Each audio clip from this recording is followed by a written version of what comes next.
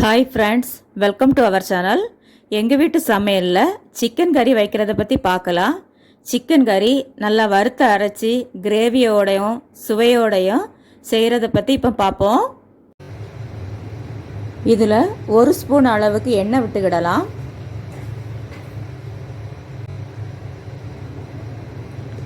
எண்ணெய் சூடானதும் இதில் 12 ஸ்பூன் அளவுக்கு தேங்காய் போட்டுக்கிடலாம்.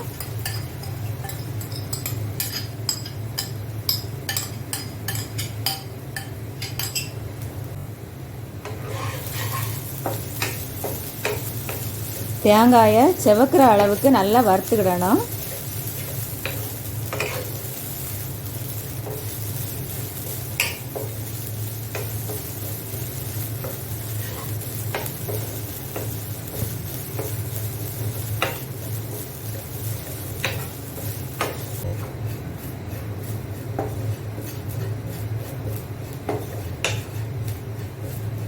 இந்த மாதிரி நல்லா செவந்ததும் இதை இறக்கி வச்சுட்டு நல்லா ஆற வச்சுட்டு மிக்ஸி ஜாரில் போட்டு அரைச்சி வச்சுக்கிடணும்.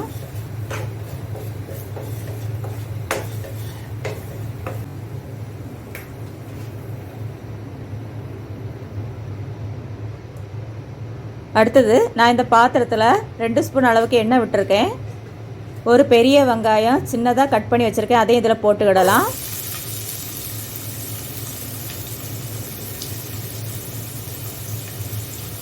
இந்த வெங்காயம் லைட்டாக செவக்கிற அளவுக்கு நல்லா வதக்கிக்கிடணும்.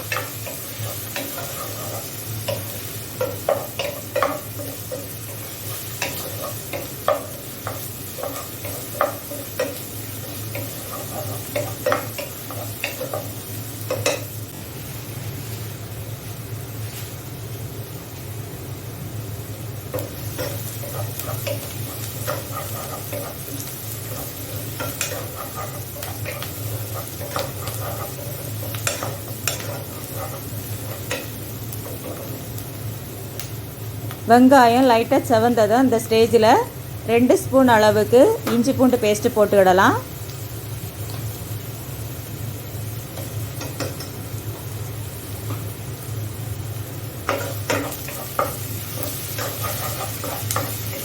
இந்த இஞ்சி பூண்டு பேஸ்ட்டு பச்சை வாசனை போகிறது வரைக்கும் நம்ம இதை வதக்கிக்கிடணும்.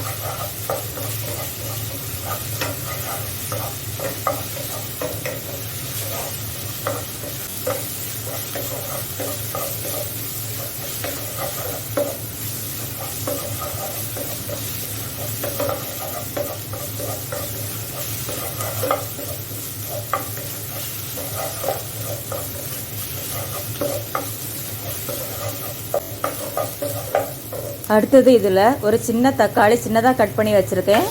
3 பச்சை மிளகா கட் பண்ணி வச்சுருக்கதையும் போட்டிருக்கேன். கொஞ்சம் கருவேப்பிலையும் போட்டிருக்கேன். இது 3ஐயும் போட்டுட்டு நல்லா வதக்கிக்கிடலாம்.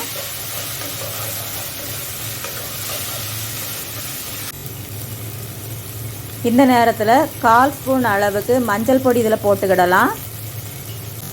அடுத்தது 2.25 ஸ்பூன் அளவுக்கு வத்தல் பொடி போட்டுக்கிடலாம். அடுத்தது 2.25 ஸ்பூன் அளவுக்கு மல்லி பவுடர் போட்டுக்கிடலாம். இது வறுத்த மல்லி.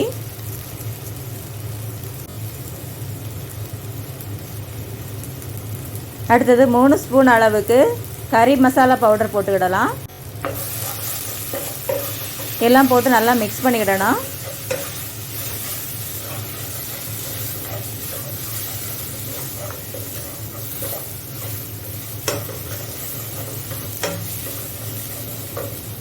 இந்த மாதிரி மிக்ஸ் பண்ணிக்கிட்டு இதில் நம்ம சிக்கனை போட்டுக்கிடலாம். இதில் நான் 1/2 கிலோ சிக்கன் எடுத்திருக்கேன். 1/2 கிலோ சிக்கனை போட்டிருக்கேன்.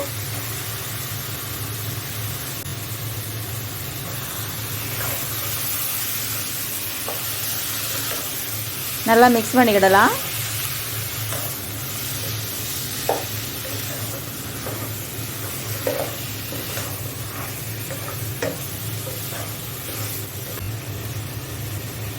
இதில் 1 கப்பு தண்ணி விட்டுக்கிடலாம். இந்த சின்ன கப்பு அளவுக்கு தண்ணி விட்டுருக்கேன்.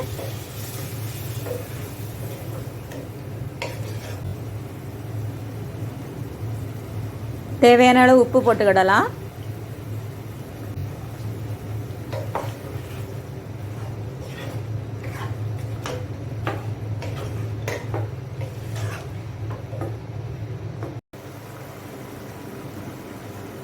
கொதித்து வந்ததும் நம்ம அரைச்சி வச்சுருக்க தேங்காயை இதில் போட்டுக்கிடலாம். இதுலேயே நான் 1 கப் அளவுக்கு தண்ணி வச்சுருக்கேன். இப்போ நம்ம 2 கப்பு அளவுக்கு தண்ணி சேர்த்தாச்சு. தேங்காயோட சேர்ந்து 1 கப்பு தண்ணியும் அதுக்கு முன்னாடி 1 கப்பு தண்ணியும் விட்டுருக்கோம். அடுத்தது இன்னும் 1 கப்பு தண்ணி விட்டுக்கிடலாம். மொத்தம் 3 கப்பு தண்ணி விட்டுருக்கேன். நல்லா மிக்ஸ் பண்ணிக்கிடலாம்.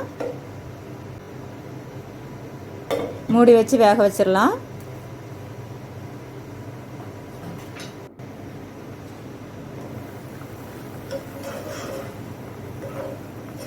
அப்பப்போ லைட்டாக கிண்டி விட்டுடலாம்.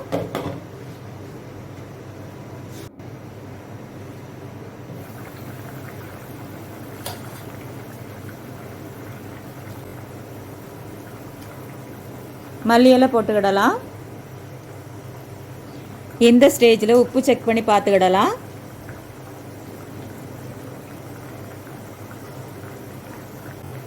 நான் இதில் 1 ஸ்பூன் அளவுக்கு உப்பு போடுறேன்.